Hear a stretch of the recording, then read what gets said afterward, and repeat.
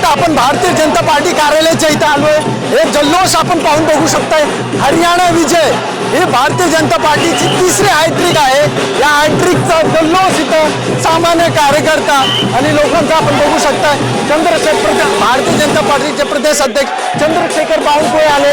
भारतीय जनता उत्तर भारतीय मोर्चाचे संतोष पांडे आणि आता थोड्याच वेळात महाराष्ट्राचे उपमुख्यमंत्री देवेंद्र फडणवीस हे सुद्धा येणार आहेत। तर आपण हे जल्लोष पाहून बघू शकता।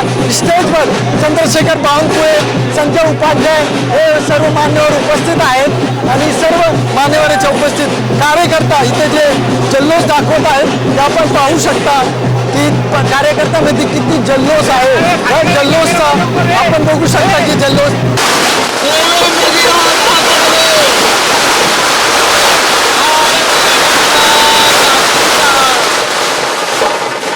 भारतीय जनता पार्टीचा देवेंद्रजी आगे बढ़ो, देवेंद्रजी आगे बढ़ो, देवेंद्रजी आगे बढ़ो, आगे बढ़ो, देवेंद्रजी आगे बढ़ो, देवेंद्रजी आगे बढ़ो, कार्यकर्ते खाली खाते देवेंद्रजी आगे बढ़ो। भारतीय जनता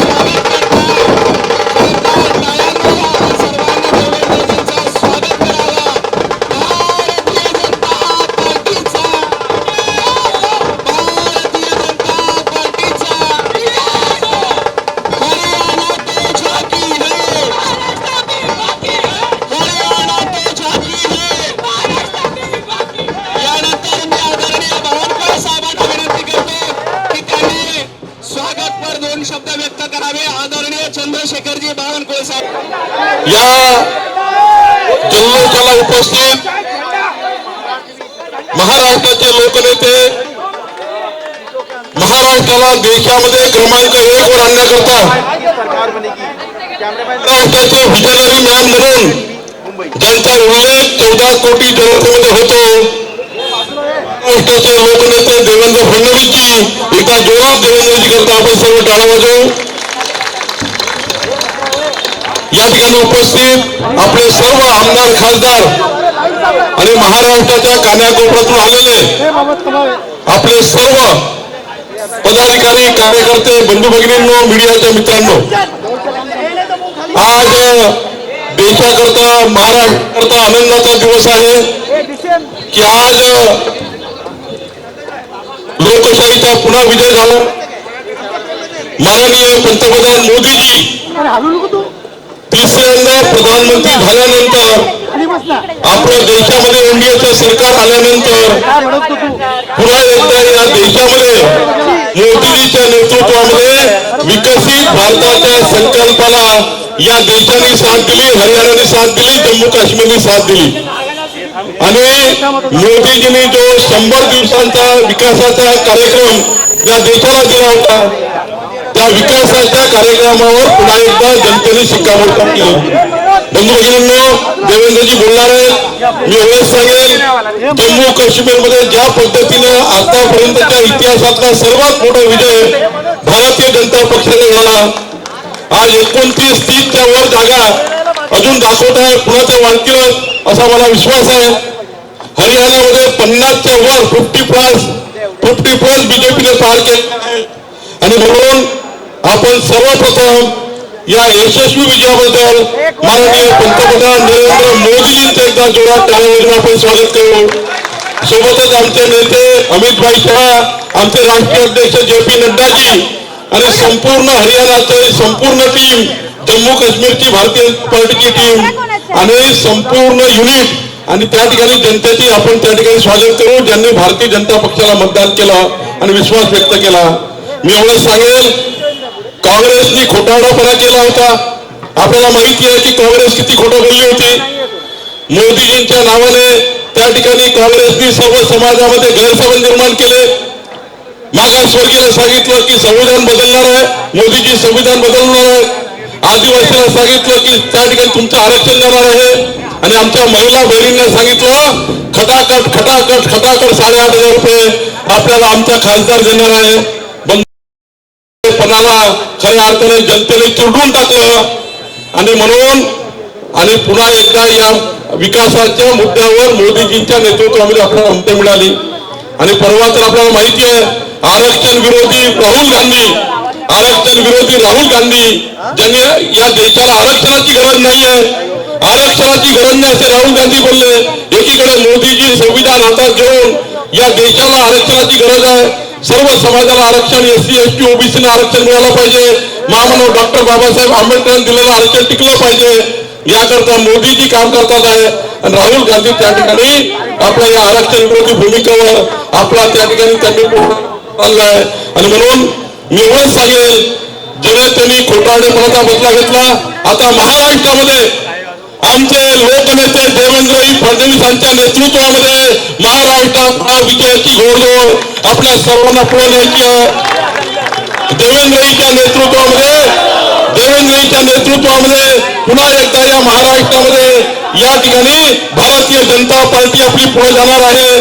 आणि मला विश्वास आहे महाराष्ट्रातल्या सर्व भाजपच्या कार्यकर्त्यावर की आपण सर्वांनी एकीकडे महायुतीला पुढे न्यायचंच आहे, पण माननीय देवेंद्रजीच्या नेतृत्वामध्ये भारतीय जनता पार्टी प्रत्येक बूथवर मजबूत करून हरियाणासारखा विजय पुन्हा या महाराष्ट्रामध्ये महायुतीचा होईल, याकरता आपल्या सर्वांना या ठिकाणी लक्ष द्यायचं आहे. हा विजय आपल्याला पुढे न्यायचा आहे. या विजयाला पुढे महाराष्ट्रात शिक्कामोर्तब करायचं आहे. मी जास्त वेळ घेणार नाही, मान्य देवेंद्रजी बोलणार आहे. पण हे सांगत असताना तुम्हा सर्वांना देवेंद्रजीला विश्वास द्यायचा आहे. तुम्हाला सांगत द्यायचा का? या भारतीय जनता पार्टीच्या कार्यालयातून द्यायचा का विश्वास? द्यायचा का विश्वास? देवेंद्रजी, आम्ही महाराष्ट्राची भारतीय जनता पार्टी आपल्याला विश्वास देतो की माननीय मोदीजींच्या नेतृत्वात माननीय मोदीजींच्या नेतृत्वात, अमित भाईच्या नेतृत्वात, आमच्या राष्ट्रीय अध्यक्षाच्या नेतृत्वामध्ये आणि देवेंद्रजीच्या नेतृत्वामध्ये या महाराष्ट्राची भारतीय जनता पार्टी आम्ही प्रत्येक बूथवर, प्रत्येक गावात जनतेमध्ये जाऊन आपल्याला विजयाचा विश्वास आम्ही देतो. आपल्या पाठीची संपूर्ण महाराष्ट्र उभा राहील हा विश्वास आपल्याला देतो.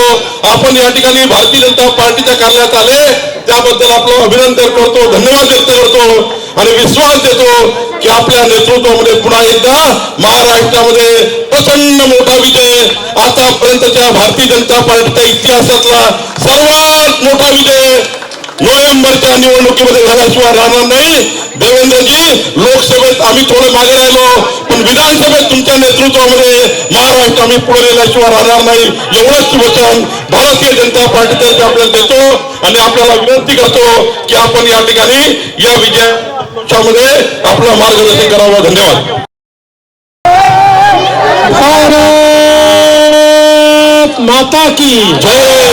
भारत माता की जय. छत्रपती शिवाजी महाराज की धर्मवीर छत्रपती संभाजी महाराज की जय भवानी. जय शिवाजी. जय भवानी.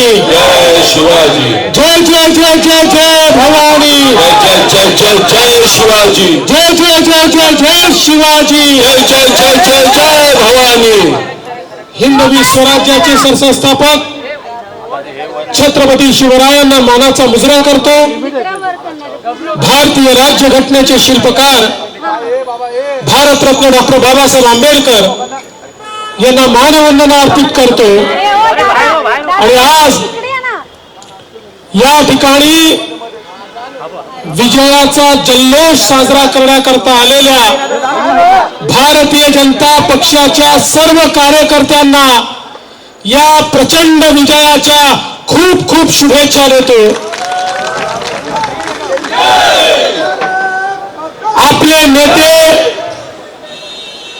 जगातील सर्वाधिक लोकप्रिय नेते आणि भारताचे प्रधानमंत्री माननीय मोदीजी यांच्यावर पुन्हा एकदा हरियाणाने विश्वास दाखवला आणि हरियाणामध्ये पूर्ण बहुमताचं सरकार भारतीय जनता पक्षाचं त्या ठिकाणी स्थापित होत आहे. लोकसभेच्या निवडणुकीनंतर मी सांगितलं होतं की आम्ही विरोधी पक्षाशी हारलो नाही. कुठल्याच विरोधी पक्षामध्ये आम्हाला हरवण्याची ताकद नव्हती. आम्हाला हरवलं ते चौथा पक्ष होता फेक नरेटिव्ह नावाचा. त्या फेक नरेटिव्हने आम्हाला त्या ठिकाणी पराजित केलं. देशामध्येही आपण लोकसभा जिंकलो पण आपली काही जागा कमी झाल्या. याचं कारण फेक नरेटिव्ह होता. पण ज्या दिवशी हे आपल्या लक्षात आलं महाराष्ट्रासहित देशामध्ये आपण ठरवलं आता फेक नरेटिव्हचं उत्तर थेट नरेटिव्हने आपण देऊ. थेट नरेटिव्हने. आणि पहिली कसोटी हरियाणा आणि जम्मू काश्मीर मध्ये होती. अरे हरियाणामध्ये तर आपल्या महाराष्ट्रातले महाविकास आघाडीचे लोक काल रात्रीपासून स्क्रिप्ट लिहून बसले होते. आम्ही जिंकणार मग काय बोलणार. सकाळी 9 वाजताचा बोलला रात्रीच तयारी करून बसला होता. आता काय काय बोलून काय काय नको असं त्याला वाटत होतं. मला त्यांना विचारायचं आता कसं वाटतंय. आता कसं वाटतंय मला त्यांना विचारायचं. कारण जनतेशी बेईमानी करून निवडून आलेले हे लोक आता जनता यांना त्यांची जागा दाखवल्याशिवाय राहणार नाही. जे हरियाणामध्ये घडलं तेच महाराष्ट्रामध्ये येत्या नोव्हेंबर महिन्यामध्ये घडलेलं आपल्याला पाहायला मिळणार आहे.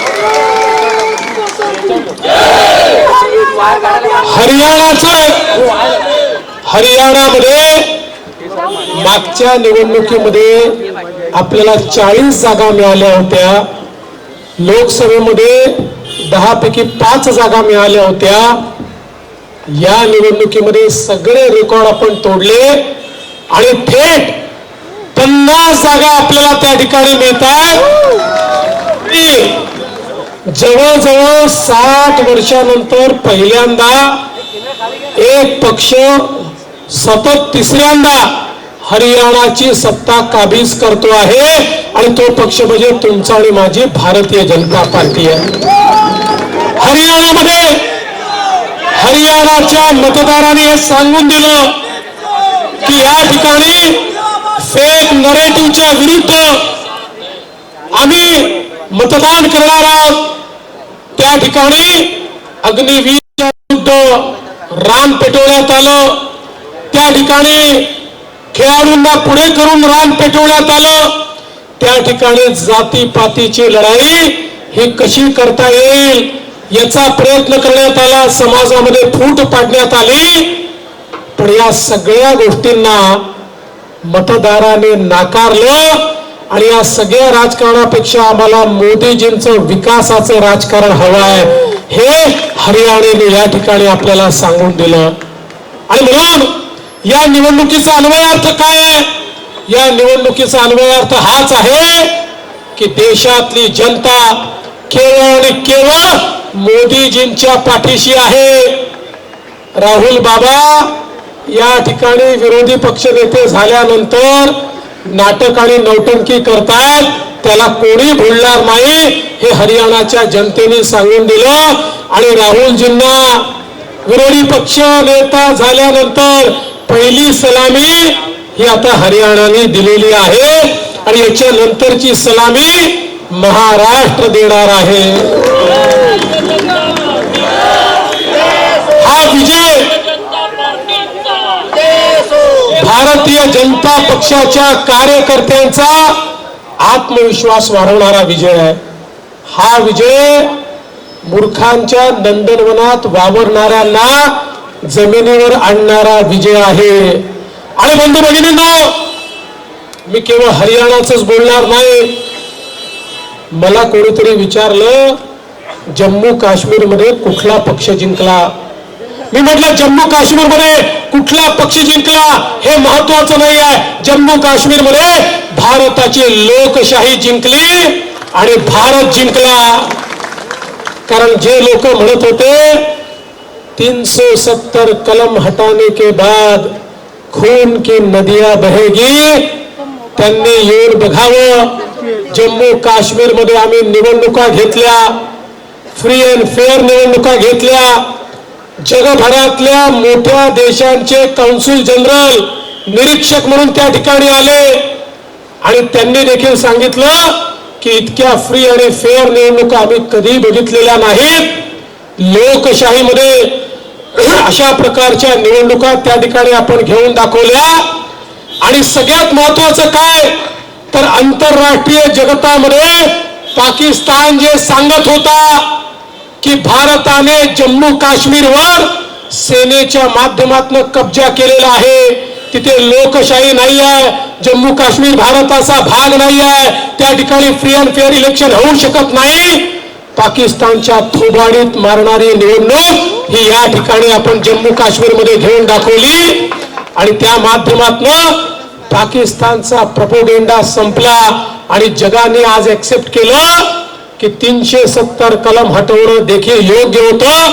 आणि जम्मू काश्मीर भारताचा अविभाज्य अंग आहे, कारण भारत त्या ठिकाणी लोकशाही प्रक्रिया राबवू शकते. आज जगाला हे समजलेलं आहे.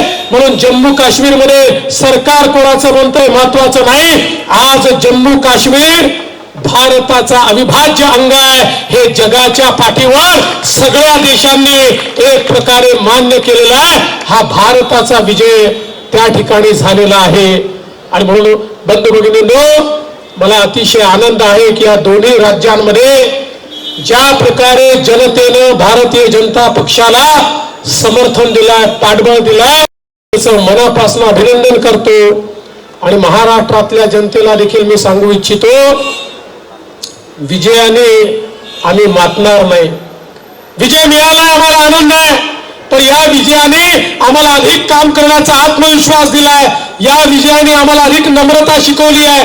या विजयाने आम्हाला हे सांगितलंय की जनतेत राहून जनतेची कामं केली तरच विजय मिळतो.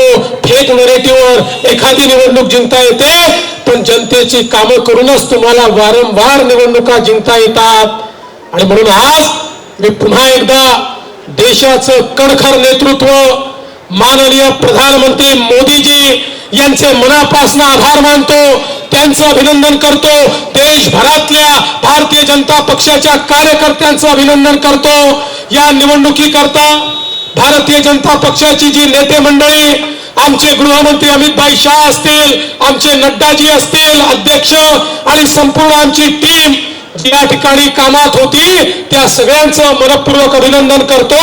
महाराष्ट्राच्या वतीनं हरियाणाला शुभेच्छा देतो आणि माझं बोलणं संपवतो. धन्यवाद. जय हिंद, जय महाराष्ट्र.